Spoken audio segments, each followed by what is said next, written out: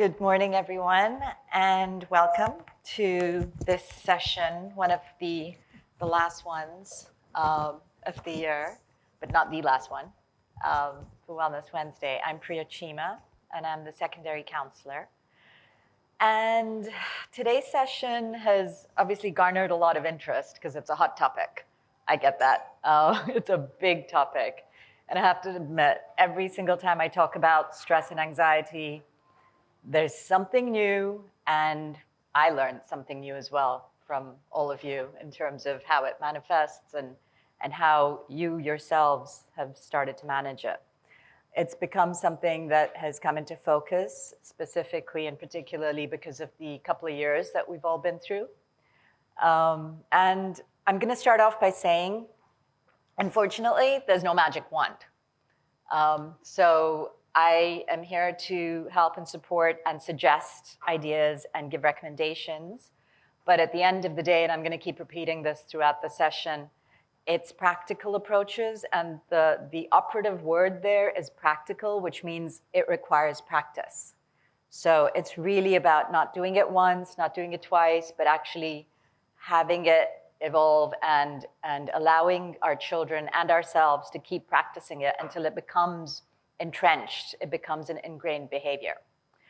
So it was interesting because this morning as I was driving to school with my older son, my 14-year-old, so I was telling them, I'm a little nervous today because about 60 parents have signed up to this session and I have to stand up there and talk in front of all these people. And I've done this a number of times, but every single time I stand up and I present something, those first few minutes, I am stressed. You know, your hands start shaking, your breath starts coming a little bit faster. So I do get stressed, just like everybody else. And my son goes to me, parents, Mom, they're just parents. You did assemblies for like year 10s. That's way more difficult. So apparently we're just parents. So, all right, let's start. I'm going to start the session today a little bit differently. And I'm doing this, and I'm telling you the reason why I'm doing it is because this is one of the tools that we use with our children. So bear with me, because what I actually wanted to do is give you a taste of what we're asking them to do. Because only if we know how to do it can we actually sit there and guide our children to follow follow it. So it is a breathing exercise, and this particular breathing exercise was developed by Dr. Andrew Weil. He is a physician as well as an alternative medical practitioner in the States, quite famous. And he's got the Weil Institute, I think it's called the Weil Institute or something to that effect. Anyway, so the idea behind his breathing technique was 4, 6, 7, 8. So breathe in, inhale for 4 counts, hold for 7, and exhale through your mouth for 8 counts. Now, the reason that he came up with that is not just sort of out of the blue. It's because of research that was based on physiology and what happens to our bodies when we do this kind of breathing. And what happens is when you inhale for 4 counts, you're slowly inhaling. The idea is to feel the breath go through your entire body. So just focus on the breath and feel the air go through your entire body. The hold is to allow the breath to actually spread through your body. So if you know, some people like visual, some people like written. So if you're a visual person, you can almost visualize this happening within your body. And the exhalation is longer, it's at 8 counts, because when you're normally breathing, you don't actually exhale everything that's in your lungs. And the extra push out is to get all of that stale breath out. So the stale air inside your lungs out. So, you know, it's a way of detoxifying your body as well. And it's also a way of calming. And once we're done with it, it's a 2-minute exercise. So bear with me and please do practice it. Just focus on the breath, ignore everything else. And for 2 minutes, let's just put everything else out of our mind except our breath. I'm hoping the technology on this works, and it goes. I will do the counts for you. So just if you want to close your eyes, you can go ahead and do that. Breathe in Hold.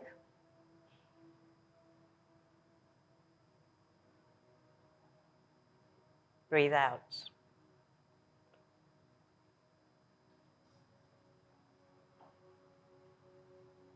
Inhale and feel the breath go in.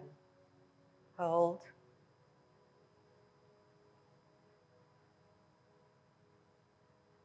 Exhale through your mouth.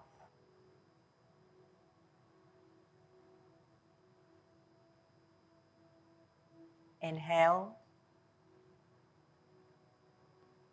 Hold.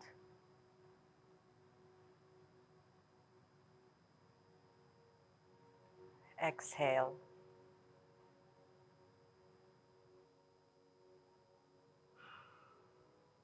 Inhale.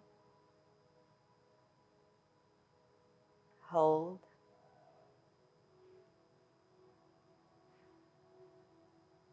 And breathe out. Let it all go out.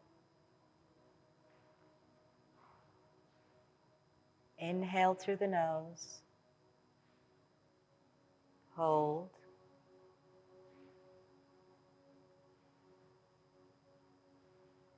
Exhale through the mouth.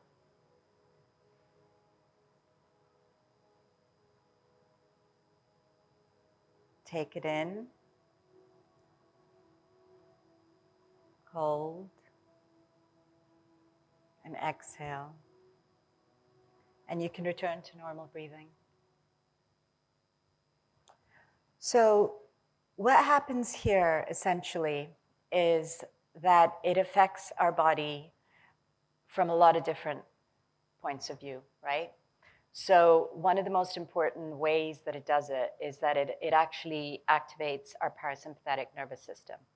And that allows our body to calm down. So it's all very physiological. Now, I'm not a medical practitioner, but however, this is part of what we do as a practice in psychology and counseling. It's one of the tools that we use. And essentially what this does is that it actually helps you to calm down from a physiological point of view, from a physiological perspective as well. So it causes the release of certain chemicals into your body, melatonin, serotonin, the happy chemicals, but also the healing chemicals. And when that happens, and the body is magical because when one thing happens, the other thing stops. So adrenaline, cortisol, all of that stops being released into the body. And as we know, prolonged exposure to adrenaline, cortisol can become toxic to the body. So that's where chronic stress is, and that's where chronic anxiety is, and that can be harmful. So this is one of the best practices to do with our children, and it's quick, because those 2 minutes just flew by. If you were focusing on your breath, the 2 minutes fly by. And it actually allows them to calm down almost immediately. So it's a really good thing to practice with them in that moment, to get them to calm down, to get their physically to get them to calm down. And then all of the talking and all of the changing of the behaviors can begin because they're more open to it. So let's begin. So what I did for today's presentation is we got some amazing questions from all of you when you registered. So instead of just talking, I decided I was going to base the presentation on the questions. So what I did was I categorized the questions that we got, and I put them into 3 different categories or groups. One of them is really about self-regulation. So 3 or 4, I'm not sure, but I think it's 3. So identifying, how do you identify your children's emotions, helping them name their emotions, helping them identify what they're feeling in the moment was one of them. And the question, I wanted to get to every single question as much as possible, but if I've missed out a couple here and there because they came in a little later, I apologize, and you can always ask questions at the end of the session. Feel free to do that. So identifying what they're feeling is really important. But before we do that, one of the things that we can actually tell our children is that stress is normal. Stress is something that happens in life, and it is a normal thing. Unfortunately, it's not going to go away. It's something that as adults we face, and as children they face. So the most important part of it is how we respond to that stress and what we do with that stress. So how we manage it so that it doesn't actually hurt us or harm us. And the same goes for them as well. Now, as I mentioned before, the nervous system responds by flooding a series of stress hormones, adrenaline, cortisol, and all of that causes the body to activate. Let's put it that way. It rouses the body, it causes it to activate, gives it that initial burst of energy that you need within the stress moment, right? Now, during the stress response, your heart rate will increase, your breathing will get shortened, your muscles start tightening, digestion is compromised. It affects your gut. And some kids will say, oh, I have a stomach ache or I have a headache. Why? Because during a stress response, blood flow increases to your extremities and it decreases to the rest of the body, right? So when your stress event or when your stress response is short, it's okay, not a big deal. But when that stress response is longer, when the child hasn't managed the stress or hasn't learned how to manage their stress, that's when we start to get into problems and issues. Now, the body literally gets ready for, it's not, they don't say fight or flight anymore, they say fight, flight, and freeze. So now it's become the 3 Fs, right? So they changed it. And they tend to do that in psychology as more and more research comes out. So it's now the 3 Fs. So the body literally starts to get ready for fight, flight, and freeze, which is why the blood flow to your extremities has increased because your body needs to be in motion to escape the stress event, right? And the body doesn't recognize, and we'll go into a little bit later on, but the body recognizes stress, and the stress can come from internal as well as from external. So it can be from the environment or it can be from something that they're thinking and feeling and that they've brought on themselves. So as I said, the complications for stress, this is where we as parents start to worry. This is the point. It's not the stress. It's not the event. It's not like one-off thing. It's when we start to see children reacting to stress increasingly intensely, right, over and over again. And this is where the worry starts to set in, because we sort of see our children going through these chronic stress or, a number of stress periods, and the way they're reacting becomes more and more intense in every single event or occasion. And, it's very difficult to see a child go through that. And, even when I have students sitting in my office, it's very difficult to see a student go through it as well. You immediately want to say, oh, no, let me, wave a magic wand, we'll do some deep breathing, we'll do that, and it's gone. But it doesn't always work like this. And sometimes we need to actually teach them to have patience and practice. So some of the things that happen, and these are some of the symptoms or manifestations of stress that you'll probably recognize in your children, things like headaches, chest pain, fatigue. Fatigue can be a big thing. So especially if you have children who are doing their GCSEs or their school leaving certificates, and you find that they're just sleeping a lot, they're being really lazy, it's not that they're not bothered. It's not that they don't care. Sometimes it could actually be the opposite.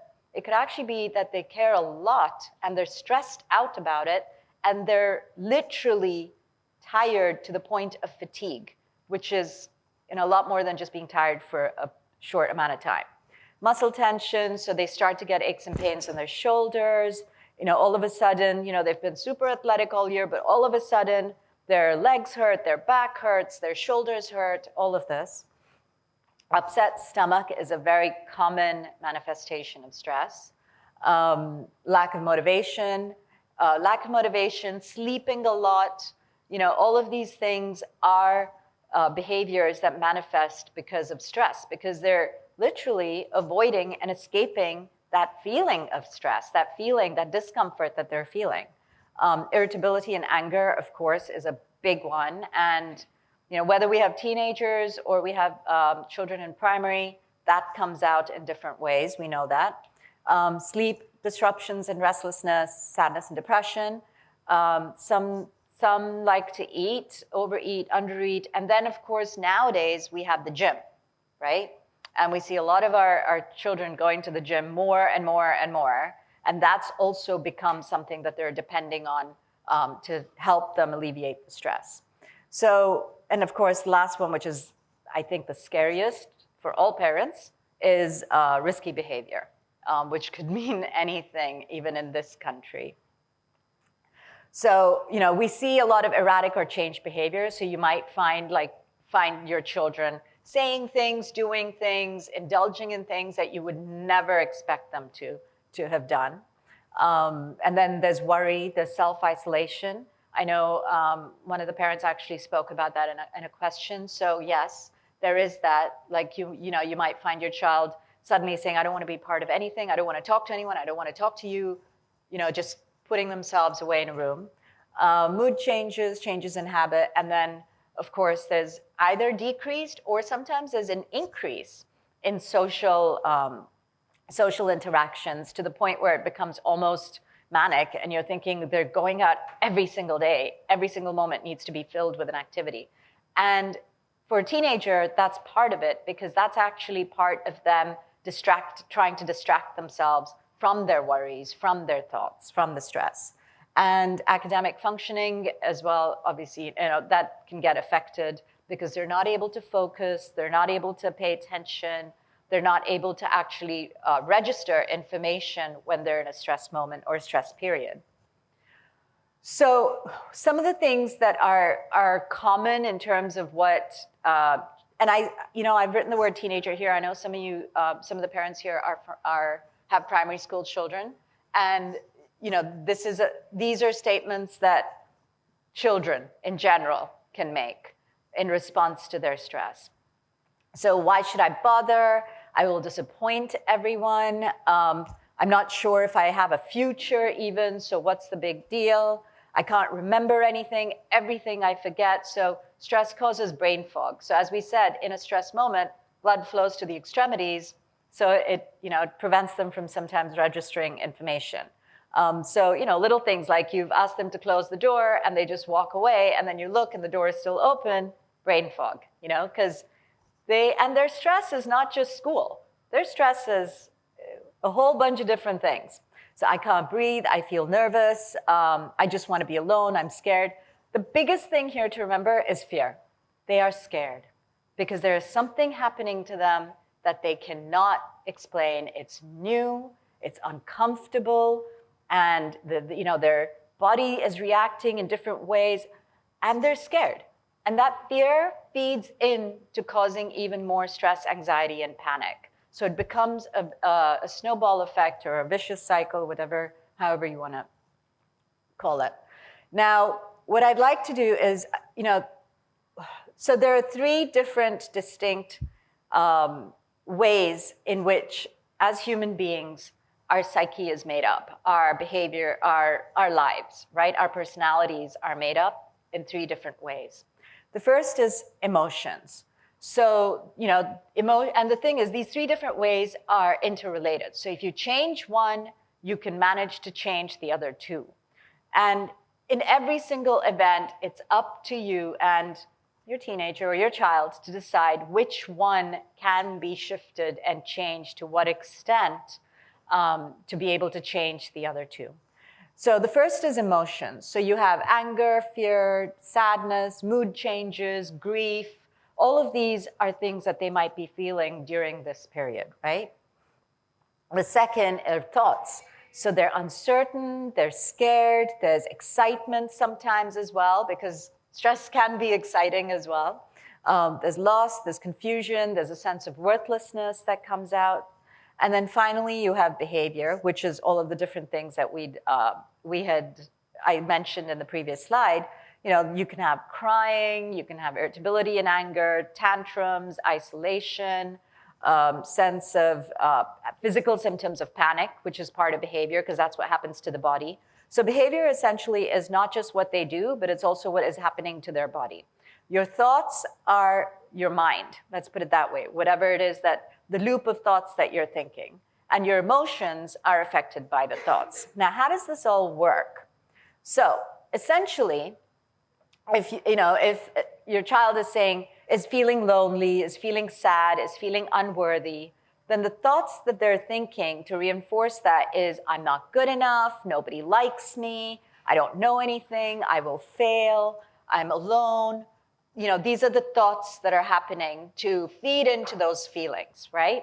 And the behaviors that come out of it are stress and panic, are crying, are self-isolation, are things like sometimes, the extreme unfortunate cases, there's things like self-harm that could happen as well because they start to think they're not worthy of anything. They're losing confidence. So this is how the loop works. Now, the thing about this loop is that the more they do these things like crying and decreasing their social interactions, self-isolate, the more they think, I'm alone, nobody likes me, I don't belong anywhere, I'm worthless, the more they feel lonely. So the loop is just keeps feeding into itself over and over and over again until it becomes bigger and more intense and more intense. And that's when you start to see the panic attacks and the chronic anxiety start to set in. So the trick here is to break the loop, essentially. Any thoughts on how you do that? Sorry?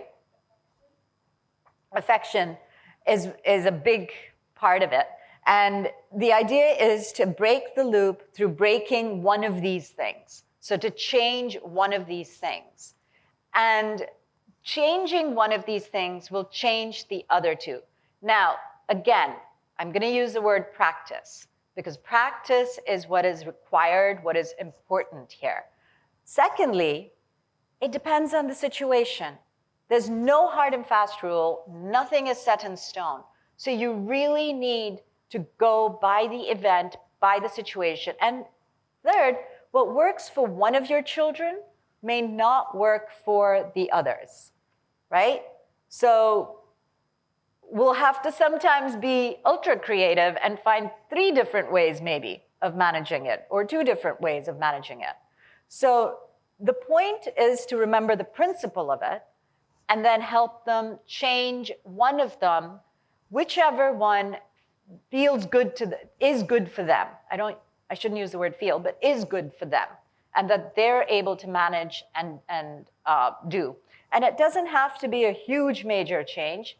If all of a sudden, if you find your child isn't self-isolating and they're not interacting socially, they don't want to do anything, and you know that they're stressed out about something, or they're worried, or they're depressed, you don't drag the child out and shove them into a party of family, or, no, it's about getting them to open up and talk so that they maybe make plans with one person, or they just sit outside and watch TV with the family, or they come for dinner. So small steps sometimes are as important and can have as much impact as well. So you change the loop into this. I can do this. I will succeed. I am smart. My friends like me. They want to go out with me. I feel strong. I feel confident. I feel happy. And then their behavior starts to change as well accordingly. So the idea is to literally change it from this to this. So what we're doing is we're trying to change one of these 3 points to be able to change the others. Now, as I said, this is something that, we need to be creative about. We need to make sure that we're not closed off, that we actually are able to open and be flexible and accommodating enough to suit what suits them in that moment. So how can you prepare your child to be able to change this loop, essentially, right? A support network is really important. So basically a strong network of family, friends, and it doesn't have to be 10, 20 members, and it doesn't have to be the Brady Bunch. It can be 1 or 2 really, people that are close to your child. It could be a couple of friends that they're close with, or family members that they're close with. A sense of control, that's really important, and that goes with knowledge and preparation, which really means allowing them to have that autonomy. Autonomy is so important for children from an early age. It allows them to know where they are, who they are, the all-important question, who am I, right? And knowledge and preparation is a way to do that, which means find out as much information as you can possibly find out about that particular situation and share it with them. And sometimes you're going to find, especially if your child is in that moody stage, they don't want to listen. And that's okay. They don't need to listen to you. Just share it with them and let them read it and ingest it and take it in their own time. The point is to be able to give them as much information as possible. And therefore, that leads to a sense of control for them because they feel that they know more about the situation. And finally, the ability to deal with emotions, which means identifying and helping them identify those emotions. And that changes their attitude and outlook into a more optimistic attitude and outlook. And optimism is one of the tools that we can use, building optimism, resilience. These are tools that we can use to help them overcome stressful situations. But again, it takes practice. It's not something that happens overnight. It's not going to happen the first time you do it with your child or the second time you do it with your child. But you know what? That 10th time, they might come home and say, I was so stressed out, but Mom, I did it. I went through it. I got it. I'm fine. I actually managed to overcome it, and I sat for my exam, or I presented in a play, or what have you, and it was fine. It was fun. I actually enjoyed it. And that's where the money's at. That's the pot at the end of the rainbow for us. So one of the ways we do that is during that particular time or event. This is something that I like to use with students as well when they come to me, in terms of when they're starting to have events. And it's really about questioning or challenging those worry thoughts that they have. So a lot of times, a child will come to you and say, I'm stressed. What does that mean? Like, what does it mean I am stressed? They've learned the lingo. They know the language. They're all on YouTube and Snap, Instagram, whatever, the social media networks that are out there nowadays. So they watch all these videos and they've learned the language. So it's, they very easily identify stress and anxiety for themselves, right? So they'll say, oh, I'm just really stressed. And sometimes it's necessary to sit them down and say, okay, what does that mean? What does it mean that you're stressed? And it's important for you as well, because it's important as your child grows older and goes through those developmental stages to identify whether it is stress or is it a whole bunch of hormonal developmental things happening in their body that are changing their moods. And maybe they haven't gotten enough sleep, or they've just been doing too much in terms of going out and having fun and athletics and all of that. Or is it because they haven't eaten because of some other issue, right? So it's important to question what they say when they say, I'm stressed. And I know a lot of us tend to, especially during this particular time of the year when all the exams and the assessments and all of that are happening, we also tend to sort of lay the blame at stress because of exams and assessments and tests. And we kind of say, oh, they're going through so much at school and they're stressed out. Are they? So let's see if we can, demystify that as well for ourselves. So it's important for us to also identify, are they going through, what is that stress that they're going through? So, it's about questioning them. It's about asking them to things like, are their thoughts based on facts, or are they based on their feelings? What is the evidence, right? What is the evidence for what they're thinking, for what they're feeling, for what is worrying them? If your child says something like, oh, none of my friends like me, or let's take the exam example, it's easier, simpler. I'm gonna fail. I'm not gonna pass, I'm gonna fail, I'm not gonna do well, everyone's gonna make fun of me, all my friends will get really good grades, I'm just gonna be the loser in the bunch, I'm not gonna, and so they start to feel despondent, they start to feel sad, that's stressing them out. And then they stop being motivated, they start procrastinating, they're not studying, and then of course, as parents in the house, you see your child's not studying, you know that there are exams coming up, we end up putting more pressure, saying, why aren't you studying? Why aren't you, what is going on? Why aren't you sitting and studying? Why are you just watching TV? Why are you online all the time? So sometimes it's important to have that sometimes, all the time, it's important to have that conversation and understand what is going on in terms of their behavior. Where is it stemming from? What is that thought? What is that feeling that is leading to that behavior that's happening, that you're finding annoying and frustrating yourself, and it's stressing you out because you see your child not studying and not motivated, and you're sitting there going, you're having the same thought, feeling, behavior loop as well for that child. So it's important. So these questions, and they don't have to be exactly these questions, but essentially the principle here is to take that stress situation, and to really demystify it help them demystify it by asking pointed questions that show them where the evidence is. What's based on fact and what's based on thoughts and feelings that they've just had, assumptions that they're making about the situation, right? The other thing is, the other tool that I tend to use is replacing your negative automatic thoughts with positive thoughts. So essentially, this is about the thought aspect of that triangle, right? It's about taking control of the thoughts. So again, it's about taking those negative thoughts.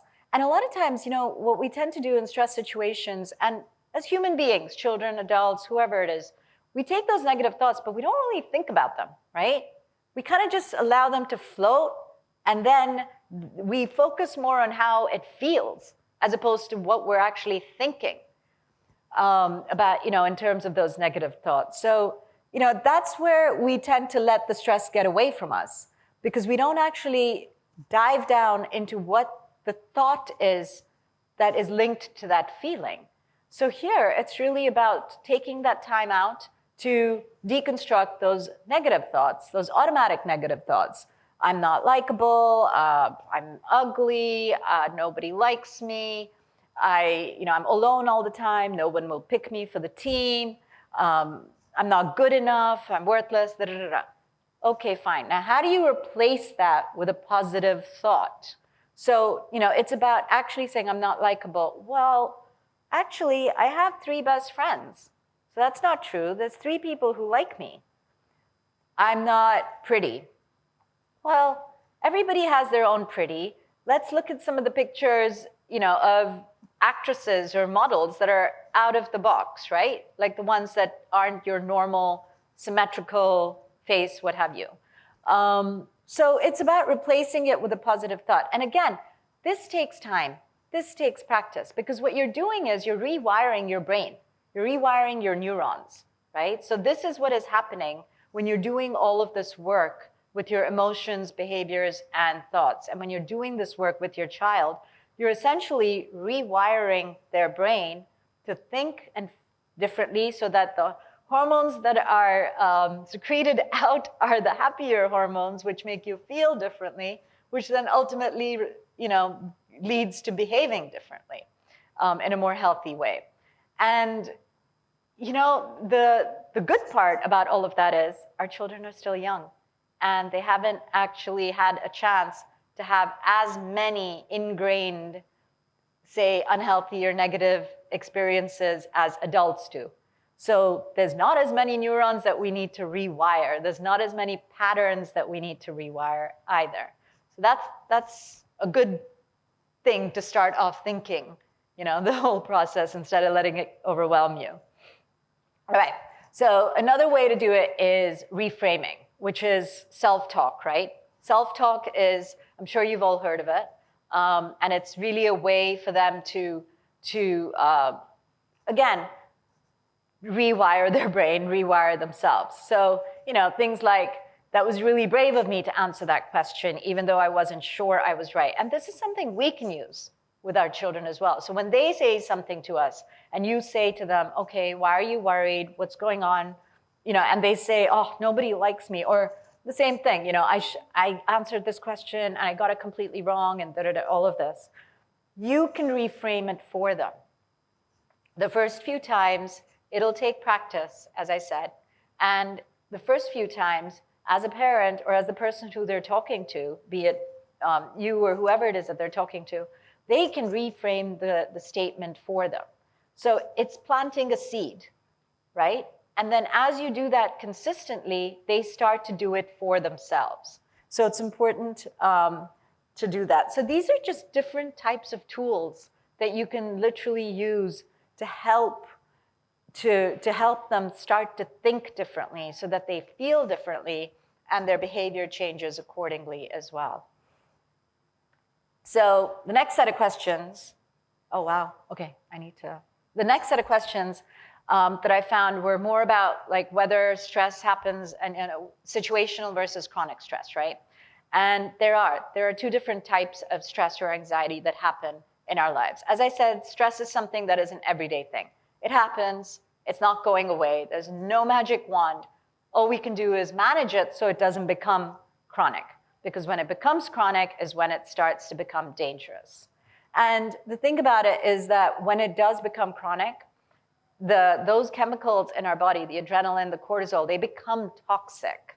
So they start to lead to different health issues as well, right? So they start to actually manifest physiologically, not just with stomach aches and headaches, but also with things like skin conditions, autoimmune conditions, illnesses, all of that. And we really don't want to go there. So it's important to learn how to manage it at the situational stage itself. And what more magic can we give children than the tools to be able to manage these things now, this early?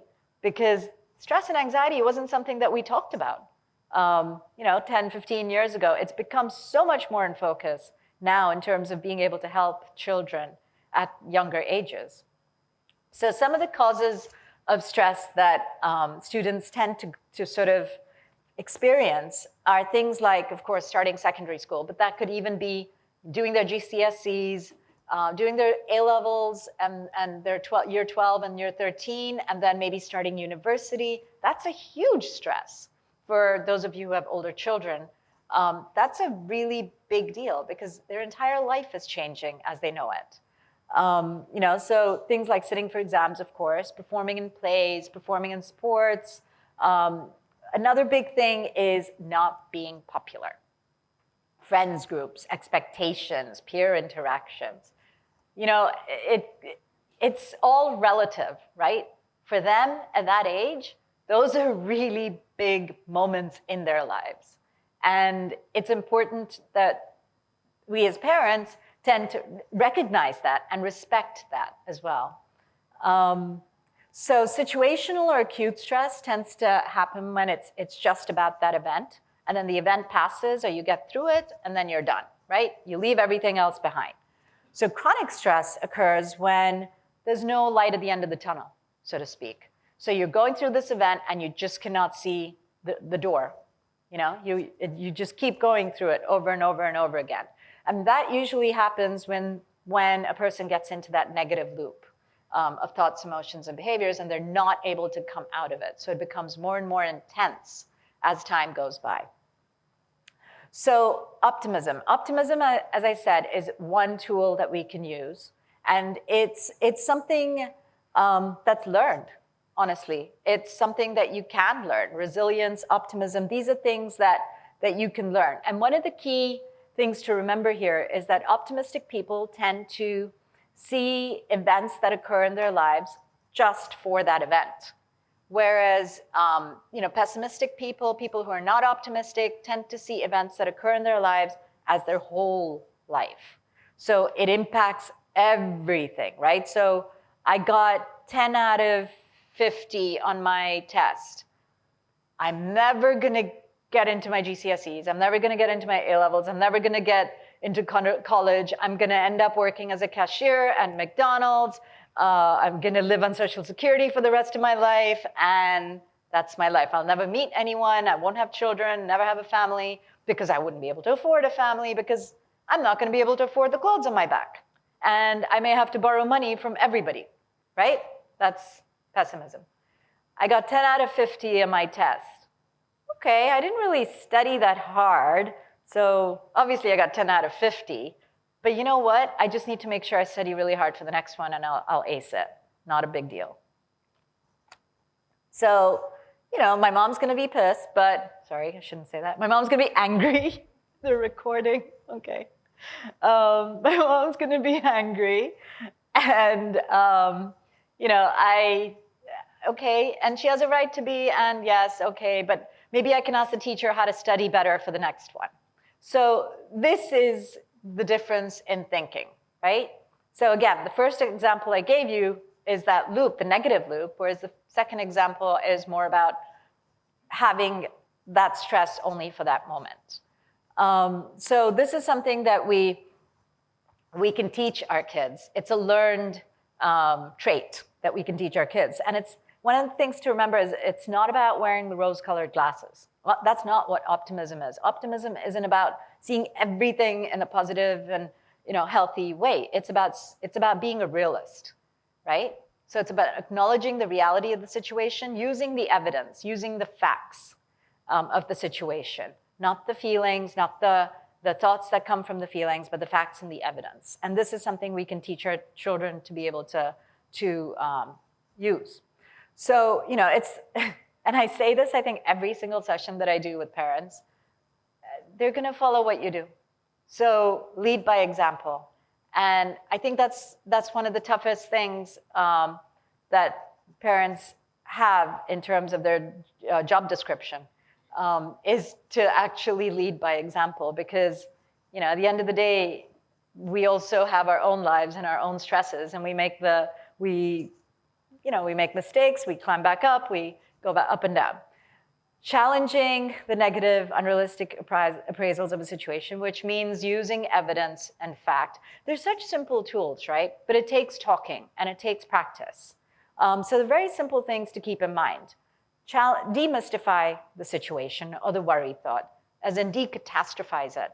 Bring it down so that it's not overwhelming to them, which means looking at the evidence, looking at the facts, asking pertinent questions about how they believe this particular event is going to affect something else, putting things into perspective for them. And, you know, finally, it's about teaching them even to look at the positives. So what did you learn out of this? So what are we going to do the next time? So it's really about, and I'm sure all of you know this, you know, I'm sure all of you, this is how you speak to your children. I think what it is that we tend to sometimes, as adults, not take into account that the things that stress our children are big for them, not necessarily for us. And it's, you know, they're big for them.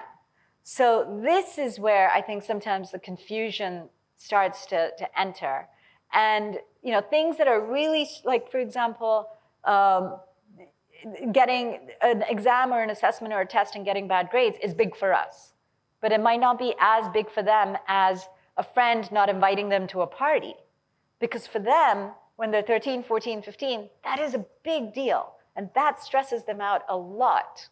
So it's sometimes, I think it's important for, sometimes, all the time, I think it's important for us as adults to remember that, you know, we need to speak their language when we're talking to them about these things. And that's when we can reach them. And that's when they actually start to listen as well. Because before that, they don't. And, you know, it's about, as I said, giving them autonomy, giving them a sense of control. So allowing them to decide how they want to go ahead, allowing them to make the choices. And sometimes it's really about laying out the choices in front of them and saying, all right, which one are you going to choose? What would you like to do? How would you like to do this?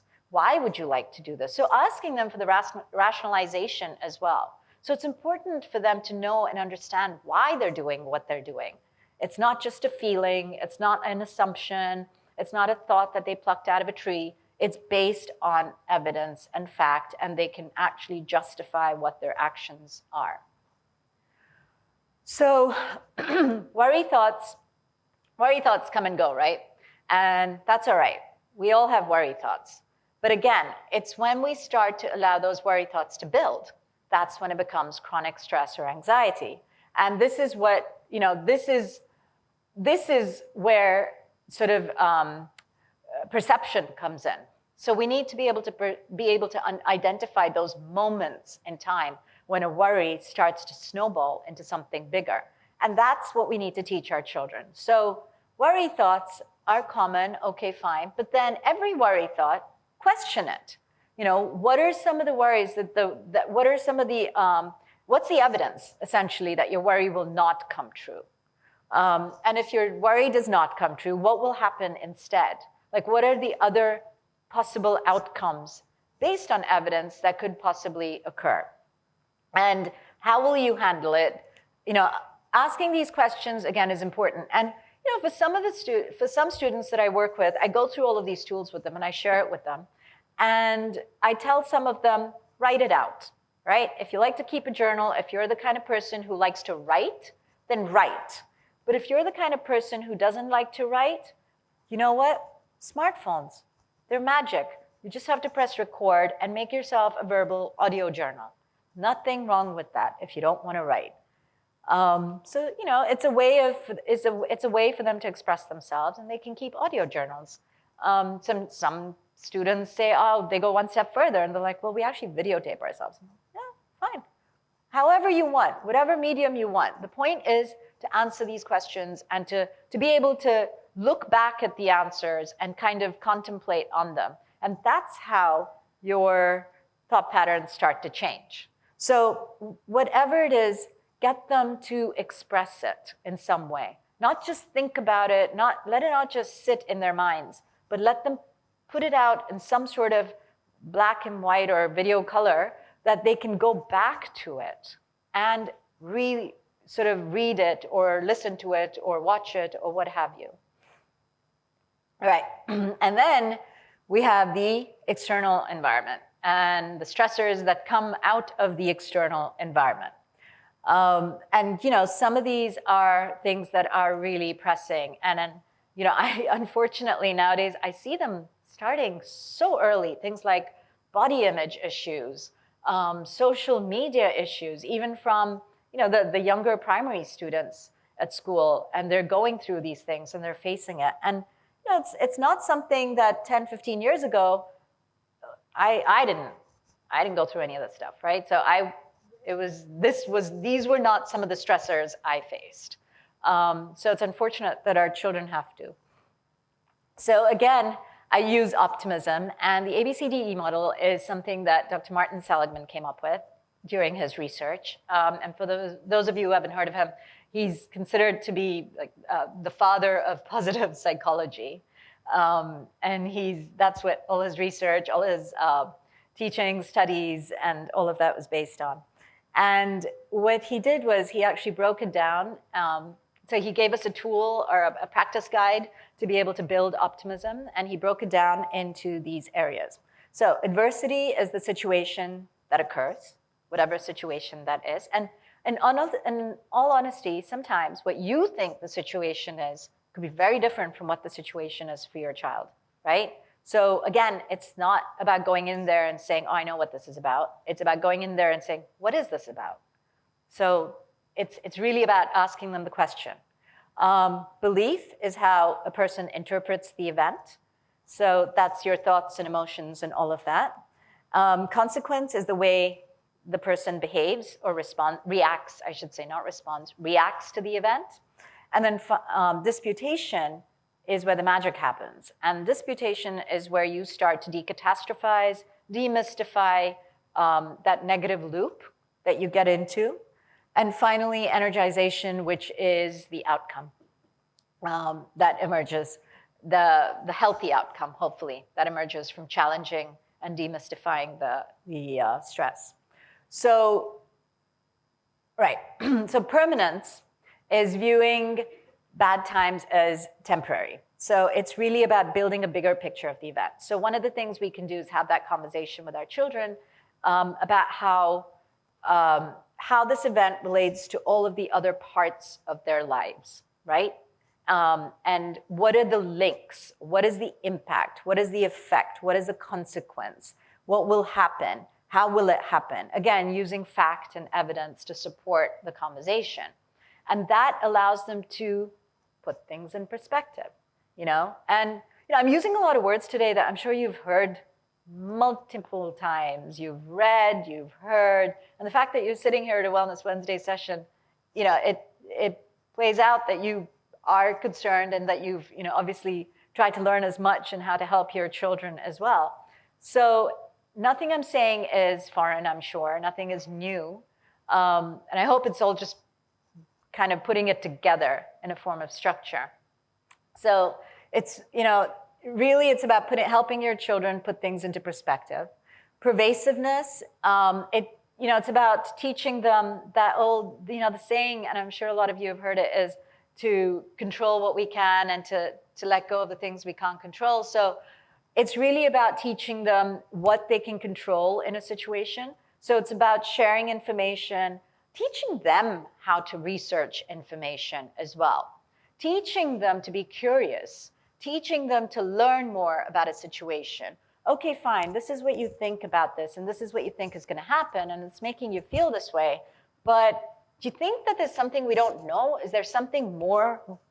Is there something more that we can learn out of before we make any decisions, before we actually feel the way we feel? So it's really about teaching them to know as much as possible so that they can feel in control, right? Even if they can't take in control, they can feel more in control of the situation. And then, when there are positive, good results, it's about praising their effort, not the outcome. So, you did, if your child does really well in anything, a sporting activity, a test, or what have you, it's not about saying, oh, I'm so proud of the A you got. It's saying, I'm so proud of the work that you put in. Look at the A you got. It's about really recognizing and acknowledging their part in that outcome. What did they do to get to that positive, healthy outcome? So it's about rewording what we say to them as well. Personalization, so it's really about allowing them to form a connection to the situation and to the event itself. So that's the positive aspect of it. And then the negative aspect of it is when they experience failure, you don't want them to associate themselves with the failure, right? You don't want them to say, oh, I'm worthless, I'm just not intelligent at all, I don't know how to study, these kind of things. The way to do it is to actually, again, look at the evidence. What about the other tests that you studied for and you got a good grade in? So how did you do it for that one? So maybe we can use that to do this, or maybe your teacher can help you and give you some sort of a guide. And then finally, self-belief. So all of that essentially leads to self-belief, right? So if they have more control of a situation, if they're positive self-talking, if they're seeing the bigger picture, then that builds that healthy self-belief. That builds that sense of, I can do this. I can succeed. I got this. So that's important. So these are some of the ways that, there's maybe new names to it, but it's essentially the same tool that we use. So just to give you an example, right? So you have adversity. Your son or daughter gives a presentation, stumbles a few times. So they start to believe, I'm really bad at public speaking. I really shouldn't be doing this at all. I'm never going to do this again. My parents are going to be so disappointed in me and what I've not been able to do. So as a consequence, he or she turns down every single opportunity they have to be able to present, to be able to be part of a leadership team, to, they start to get really nervous every time that the teacher asks them to come up in front of the class. It builds, right? It completely builds within them until they start to have anxiety attacks or panic events every time that they have to say anything in front of a crowd. So disputation. So how do we actually help them manage this? A couple of things. First of all, the way we do it is using evidence, alternatives, the bigger picture, which is implications, and usefulness, right? So what is the use of them feeling this way? What is the use of them thinking this way? Where is it going to get them? So that helps them see the bigger picture as well. So the disputation that we do is essentially things like, say to them, well, this was your first time, right? I mean, you've never done this before. So what do you think you could have done to help yourself? That was, or their third time, or what have you. The other students, and a couple of things. So you telling me that nobody was interested? Did anyone ask questions? Did anyone raise a hand? Did anyone make a comment? Like even one person make a comment afterwards, during? So was there any interest that the teacher showed? Any of that? And then, it's really about allowing them to build on that and the evidence and the facts of the situation. Again, demystifying it for them and allowing them to start to believe that, yes, okay, they can do this. One more try. They can do it again next time, right? So it's using this. This is just an example of how ABCDE is used to help them to change the way they're thinking. All right, and then just release some tips and tools. So this is Dr. Dan Siegel and Tina Payne-Bryson, and they came out with this. I'm gonna just go ahead and do this. They came out with this thing called the 4 S's. Again, through tons of research, study, practice, all of that. And essentially, they said, yes, respond, talk, listen, help your child organize things, and be informed. So being informed, I know sometimes is a challenge, especially when they don't want to tell us anything. But it's really about allowing them to understand that you're there when they want to tell you. So it's not about pushing, but it's allowing them to understand that this is where you are consistently when they want to tell you. And you do that by using the 4 S's, which is seen. So seen is really to make sure that you convey the empathy, that you allow them to know that you're there for them and that it's not judgmental. So using a tone of voice that is not judgmental, using a tone of voice that allows them to express themselves. And I get it, as adults, sometimes when children come to us and say certain things that they've done, the first reaction is, what? But it's that, unfortunately, that one reaction, that's where the door closes, right? So it takes a bit of practice and control on the adult side as well to be able to do that. And then safe is making them feel safe, again, non-judgmental, making them feel like this is an environment that they can say anything. They can talk. And same with soothe, which is not to put Band-Aids on the situation. It isn't to make them feel better like we would the younger children. It's really about using evidence and fact, helping them reframe their thoughts, helping them cut that negative loop. That's what soothe is really about. And finally, secure. So the 4 S's actually are just a way in which to approach our children during these moments. And then I have a bunch of tips here in terms of practical things, again, that we can do in terms of making sure that, food, exercise, sleep is taken care of. Again, not all 3 we have in our control when it comes to teenagers, but as much as possible, we provide them with consistent environments. Within those environments, it's important to give them the autonomy to choose how they do things, because that gives them a sense of control, and that's important. And it also makes them feel like they're in a safe environment, that they're allowed to choose, and that they're in a safe environment that isn't with judgment. Spending more time with positive friends, so allowing them to not get into that negative loop. And then, of course, the normal stuff like avoiding technology and all of that, which, again, I grant you is not always the easiest thing to do.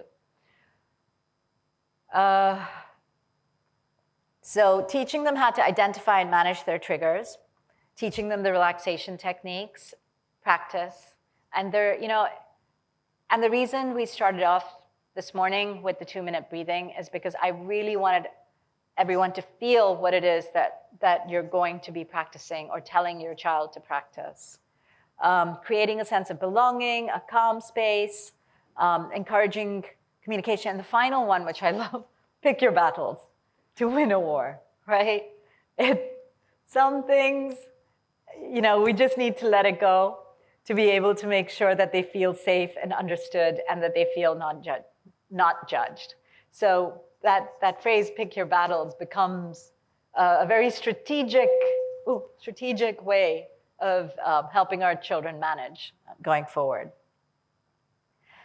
Okay, so progressive muscle relaxation is a technique I use with some students sometimes, and it really is, it's a whole body scan, you would say, but it really is, it's about literally consciously and unconsciously relaxing your body from head to toe. So, if I tell all of you right now, relax, it's not possible, right?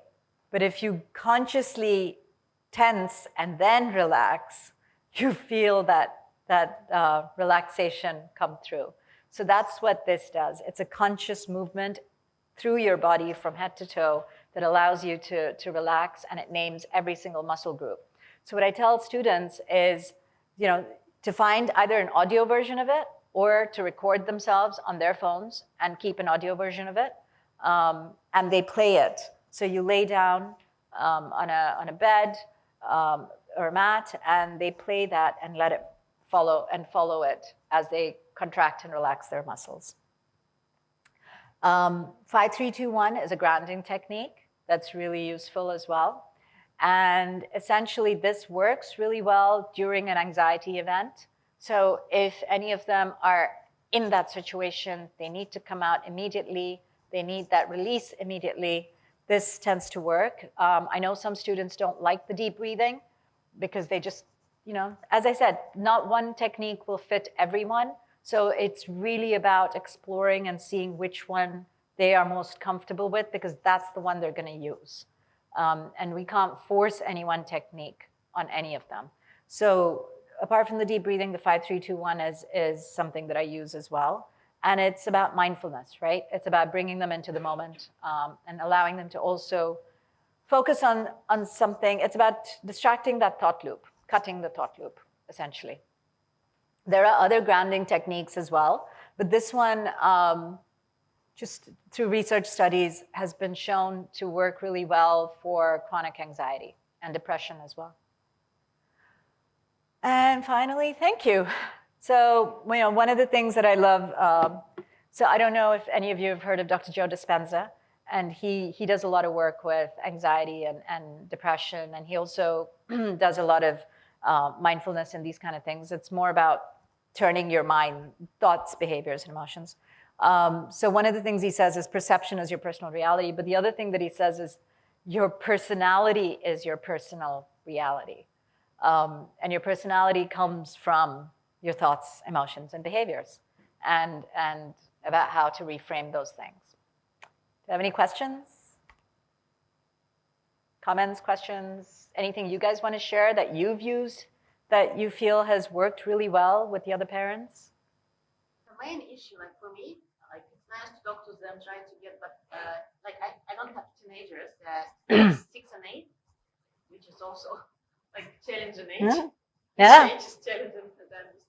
So for me, it's mostly difficult to make them to, for example, to seed them, to make the techniques they will say oh, we better go run, we better do this, we better do that. How to, not to push, how to persuade them.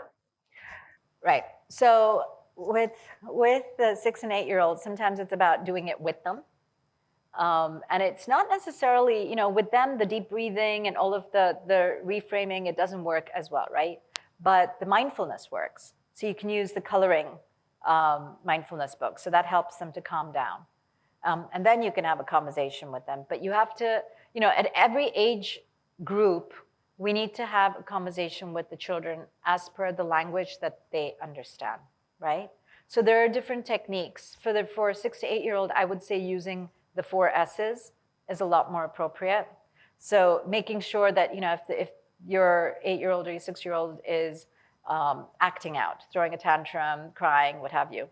Okay, so what's going on? What are you thinking? What are you feeling? Do you want to tell me? Like, do you want to show me on a smiley face? Do you want to, are you sad? Are you angry? Usually they say nothing. It's about making them fun. But yes, I know. And a lot of times the thing is we try once, twice, 3 times, 4 times, 5 times, and this happens, they say nothing. And then we kind of say, oh, but it's impossible. So we've already labeled it, right? That situation for ourselves. So it's really about us also thinking, okay, I'm going to try the 8th time, the 9th time, the 10th time, maybe the 12th time, they'll say one thing, and that'll help. So it's about consistency, even if they say nothing. And it's about trying different words, different angles to get to them. So sometimes I find it works when they've gotten over the event and to have a conversation about it afterwards and ask them, okay, so what do you think was happening at that time? Like, were you feeling sad? What were you feeling sad about? That kind of thing. So then they have some time and distance from the event and they're not responding. Some of these conversations we have to have after the event. So that's where the deep breathing or the coloring, the mindfulness things help, because it helps to bring them down immediately. And then breathing techniques you can use like 2 times a day or what? Anytime you want? Anytime you want. And it's just literally for 2 minutes, or you do 5 breaths, whichever one. What if there's a parent who is pessimistic to the point of even being a little toxic? How can you still help your child try and take on, a more optimistic relationship, especially when you're trying and you're optimistic yourself, but then they've got this other parent who's the opposite? How can you counter for it? Realism. Evidence, fact, and realism. So optimism, as I said, is not about rose-colored glasses, right? It is actually about what's happening, the real situation. And it isn't about, I would go at it not from a perspective of, oh, I need my child to not be like that, but to be more like this. Instead, I would go about it thinking, I need my child to be more realistic, so in the middle. So that's the objective behind that tool or guide, is to really allow them to learn how to look at the situation based on evidence and facts, and then form their thoughts, feelings, and behaviors around that, right? So it's really about turning to that middle lane. Okay. And that works. Yeah. Thank you. Thank you for the presentation. I actually want to just give an example from one of my child, and then I will ask a question. Sure. So I have 2 kids. Mm-hmm. My daughter is 14 and my son is 12. So the example I was going to give you is about you saying, giving them, the flexibility to make their own choices. She had this example where, she was supposed to join this big birthday party of her friend. And she was invited to do a specific, a special dance performance with some, selected friends in front of the whole audience. Mm-hmm. And she said, I don't want to do it. I don't want to be in this group because I cannot perform in front of all these people. And, although I know that she was going to be upset at the end because she was not, in that special group, yeah. And now she's living the consequences of not joining that group, really. I mean, now they are having some, close relationship with the right. Dance performance, and she's out of that group.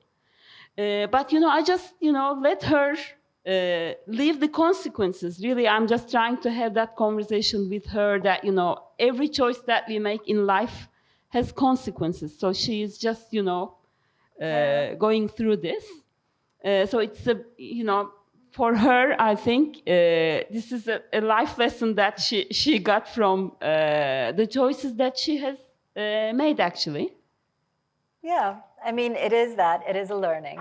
And, I think it's important, right, to remember that they're not fully there yet. They haven't had all of the experiences yet. They haven't had all of the ways of looking at things yet. They're going through that now, and we're watching them do that, which is always a shock to our systems, I think, as parents, because we kind of think that well, they should know that. Why don't they know that?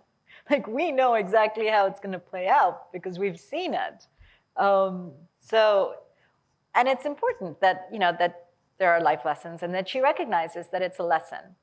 But at the same time, she's also allowed to feel sad about it. And she's also allowed to feel regret, in terms of the choices that she made, so to speak. And, over time, it's also about letting her see that you don't always have to be in the outside of that group. There'll be maybe other chances. Or maybe there's something else you can do in support of the dance, even if you don't want to go out there and put yourself out there. You can do the music, or you can help with counting the steps, or there's other ways of being part of the group. So it's pointing that out as well. And my question is actually regarding my son. Maybe it's coming from a prejudice, but I feel that he's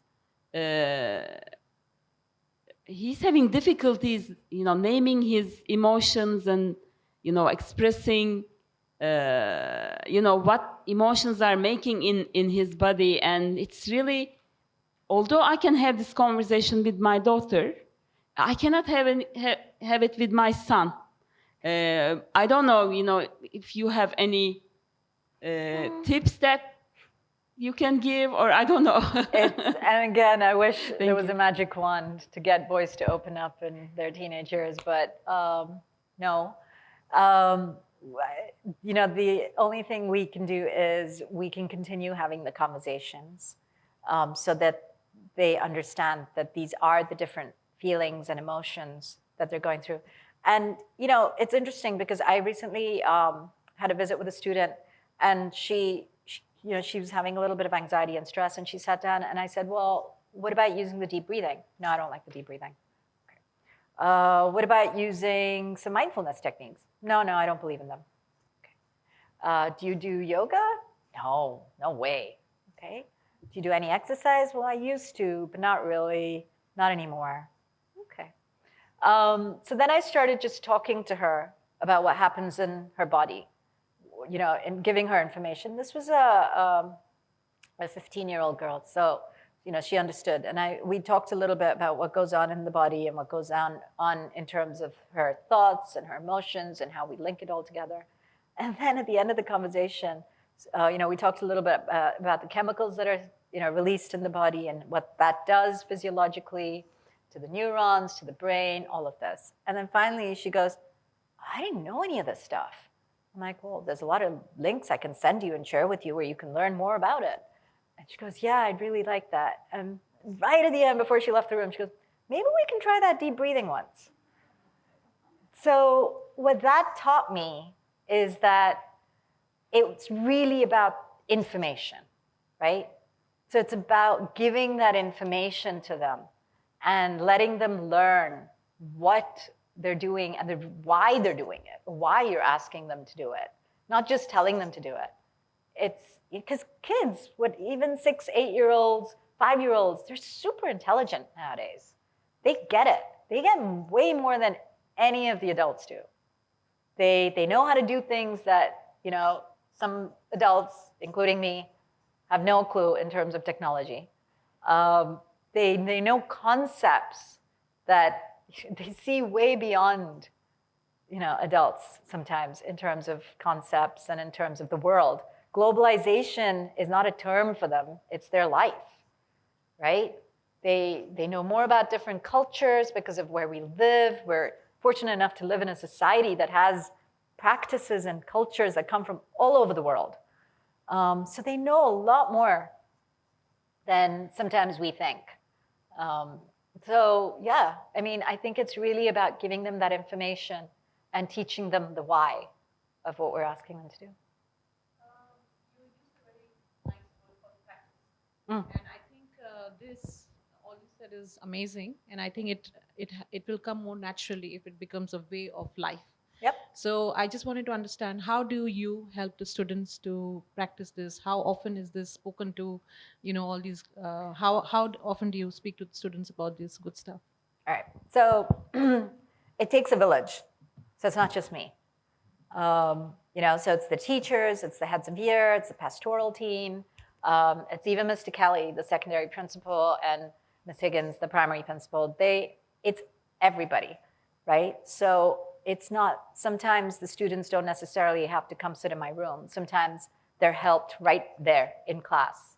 And we use the deep breathing techniques. We also listen and talk to them, and we help them with reframing in terms of what happens, what they're thinking during those events.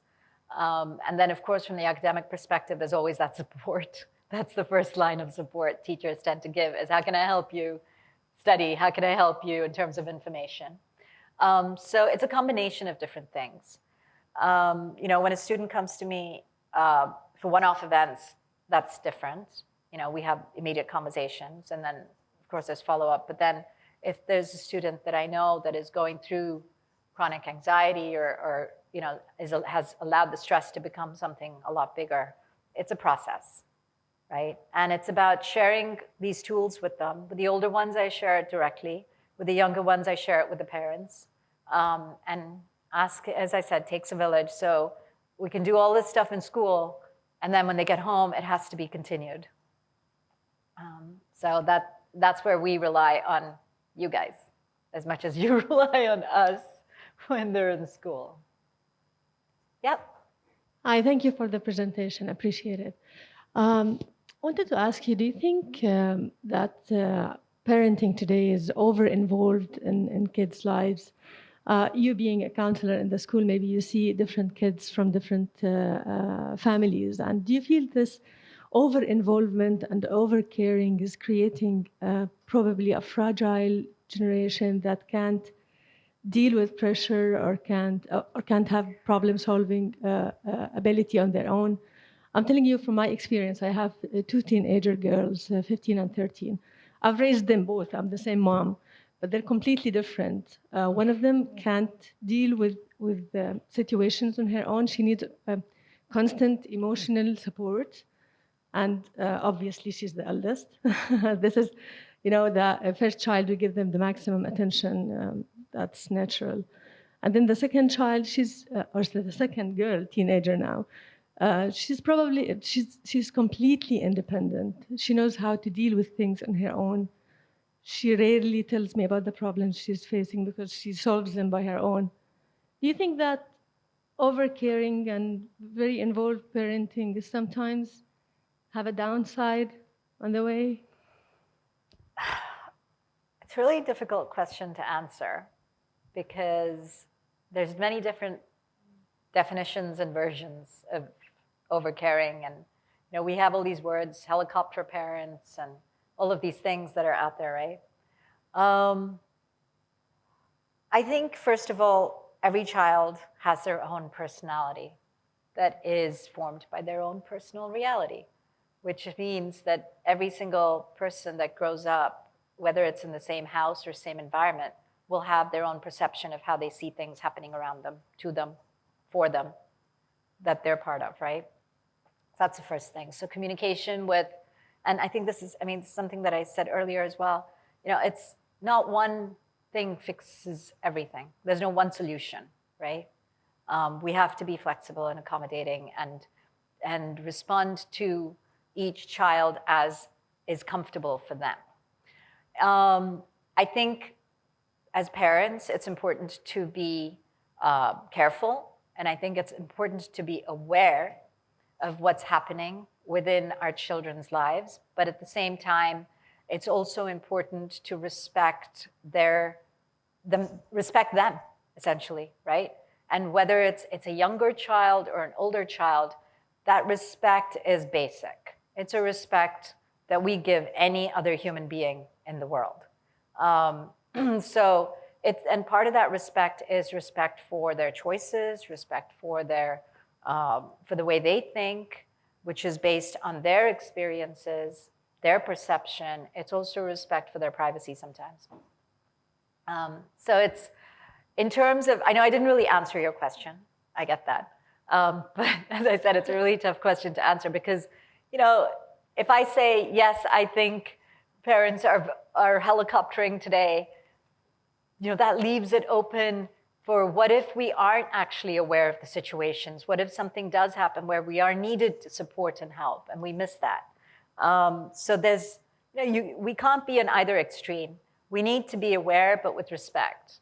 If I may ask, throughout the years of your experience, did you notice difference in children, the way, now they're more exposed to terms like anxiety, depression, they're more exposed to these terms. Do you think over the years kids are more,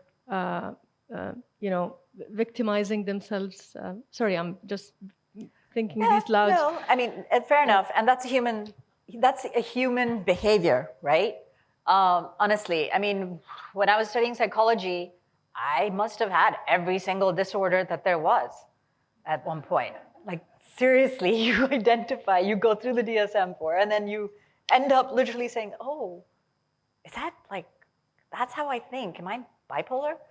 Things like this happen, where they say that if you break a leg, all of a sudden you see broken legs everywhere.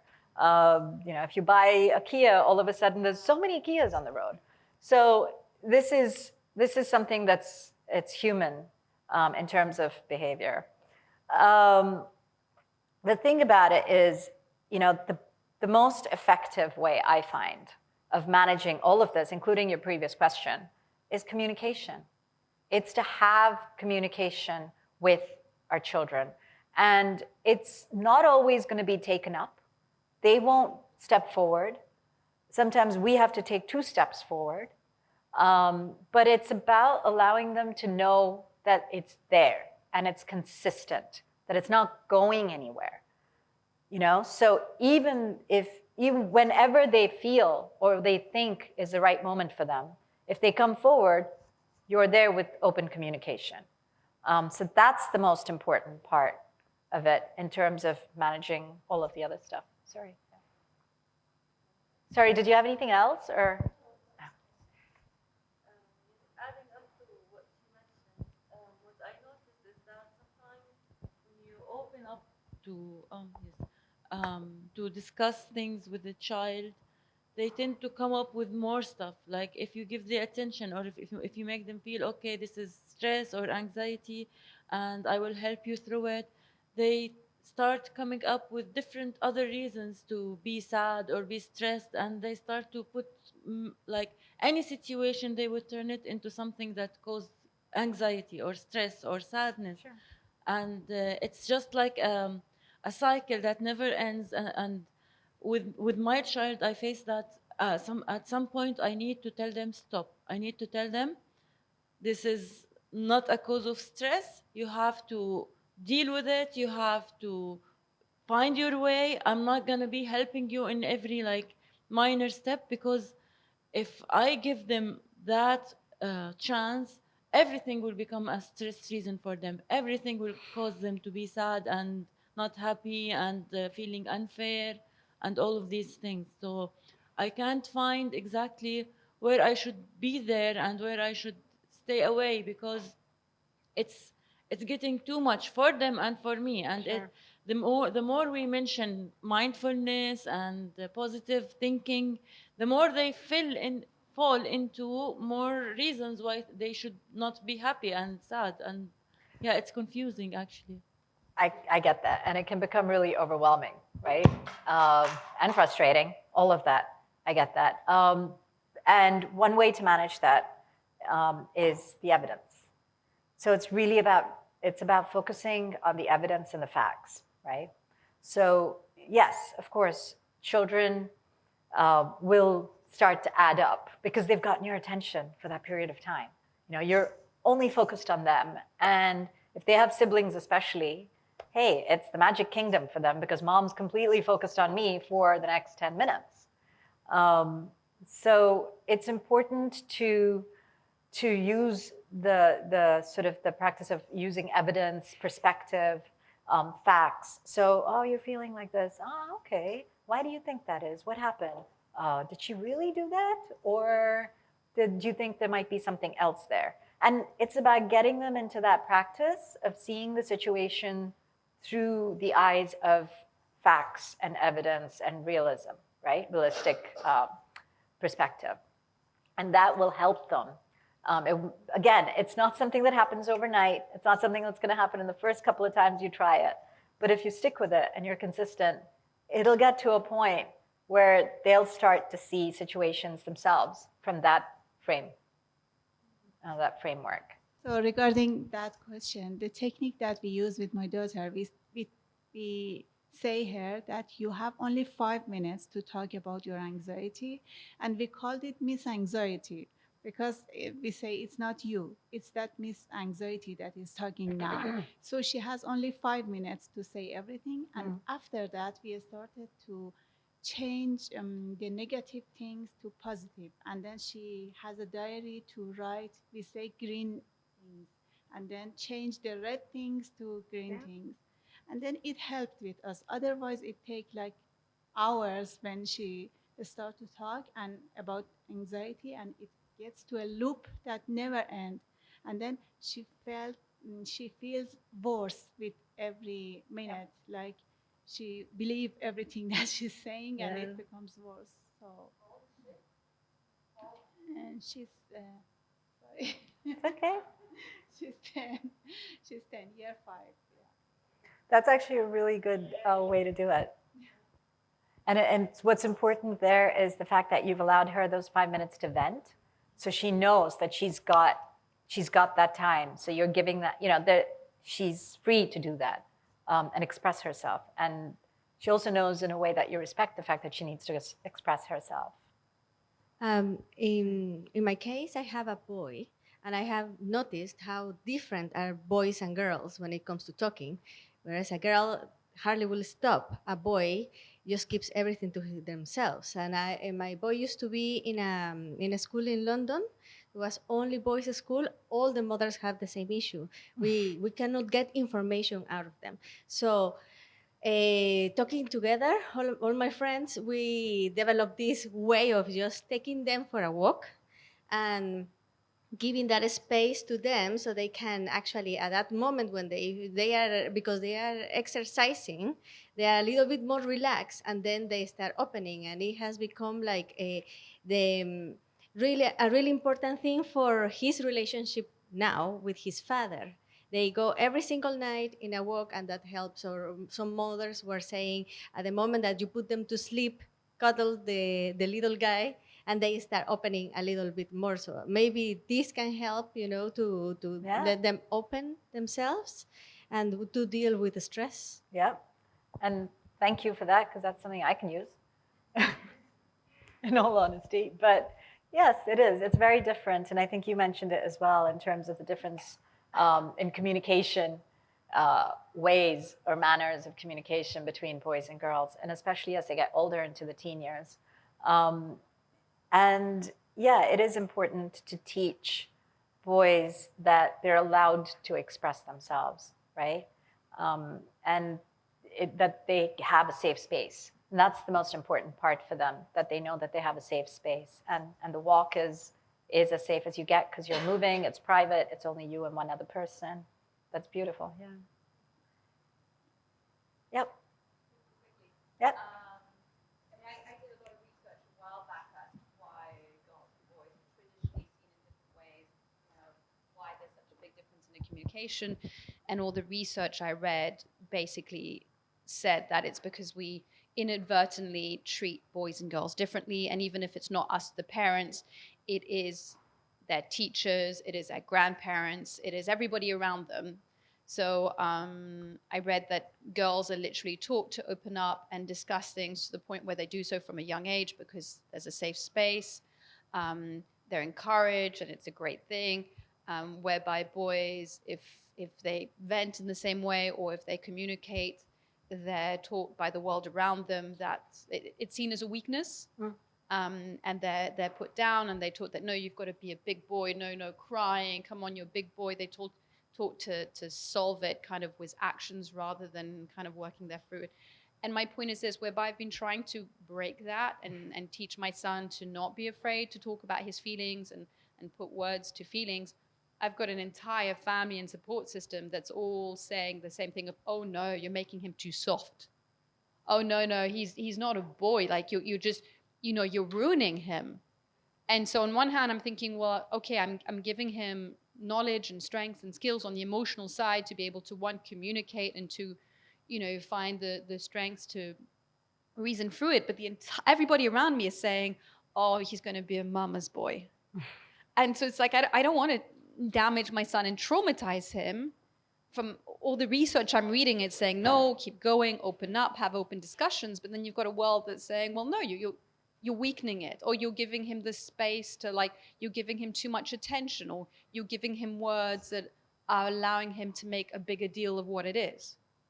So What to do? Yeah. Sorry?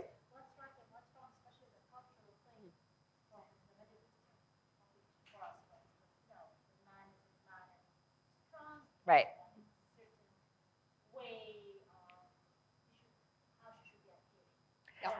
And I mean, today I can honestly say it isn't limited to any one or two cultures, that way of thinking. Historically, we've seen that across the West, East, Europe, Africa, everywhere, to tell you the truth. I mean, if you look at the studies that were done in the States and in Europe, they show the same things in terms of societies more, and the sociology studies that were done. So, first of all, yes, it's important.